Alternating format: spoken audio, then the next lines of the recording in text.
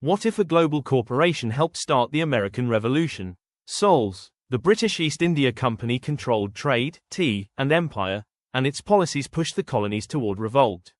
From London boardrooms to the Boston Tea Party, this is the story behind the spark. Welcome to Oliver's History Project, where you'll learn about the true history behind the book, The Unlikely Life of Oliver Atkinson.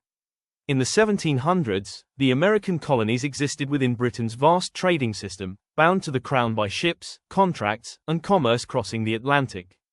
The colonies supplied raw materials such as tobacco, rice, indigo, timber, fish, and furs, resources Britain depended on to fuel its economy and navy, while Britain sent back finished goods including textiles, tools, metalware, ceramics, and luxury items the colonies could not easily produce themselves.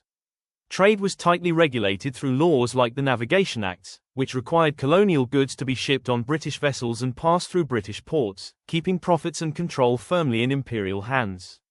At the same time, global trading companies like the British East India Company linked colonial markets to a worldwide exchange of tea, sugar, silk, and spices.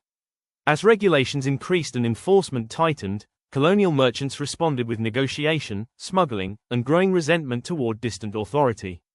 Over time, trade disputes became political disputes, turning commerce into one of the central causes of colonial protest and, ultimately, helping to unravel Britain's hold on America and reshape the Atlantic world.